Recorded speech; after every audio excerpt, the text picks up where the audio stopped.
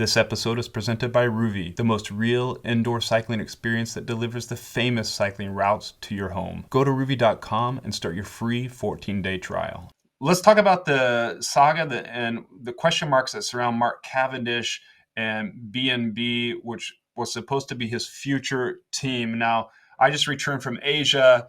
I was in Singapore, in Japan, and really Cavendish was not in a very talkative mood. Mark Cavendish, we were supposed to be complimenting him on signing a new contract with a new team, B&B Hotels, not a very great hotel chain in my opinion in France. But instead, this is the best ever sprinter we've had in cycling, a 37-year-old Mark Cavendish, and he wants to get back to the Tour de France. He left Quick Step earlier on in the year because Fabio Jakobsen's kind of became the top man, and Mark didn't get a spot at the Tour de France, and the team deal was supposed to be signed ahead of the Tour de France presentation. Instead, it didn't happen. It looks like Jerome Pinot, the team manager, doesn't have the sponsors secured. So, and recently, Jerome Pinot, former Quick Step rider himself, he spoke with RMC Sport, and he said if Mark didn't believe in our project, he would have signed elsewhere already. He wants to be with us. I want him to be with us, but for the moment, I'm obliged to say he's not part of the team. I have 5 companies who want to support us, said Jerome Pinot. In concrete terms, we're waiting for responses, hopefully by the 21st, 28th, 29th of November. These are very serious and worthwhile leads. If these companies we're waiting for to hear back say, no, we're in danger and the team won't survive at the level we want to be at, because today we don't have the budget big enough for that. Maxime, what is your gut feeling on this situation? A little bit for the team and its future, but I think what everybody's wondering about is Mark Cavendish's future. Yeah, what we understand is that they are waiting on each other.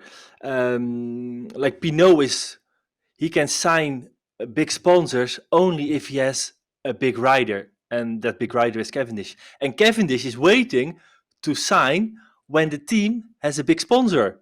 So they're waiting on each other, and it's quite interesting who is surrender first and sign. But I recently got some intelligence. I saw an email where the team is applying for invitation to races, and they had their whole roster for 2023 on it, and Mark Cavendish was in it. So, well, so far I know now that he's a rider. Pinot is applying for races with Cavendish in his team. So so far as I know now, he will be part of B&B Hotels. But still, last week was the deadline for an application for their license, for the team license. And since then we haven't heard anything.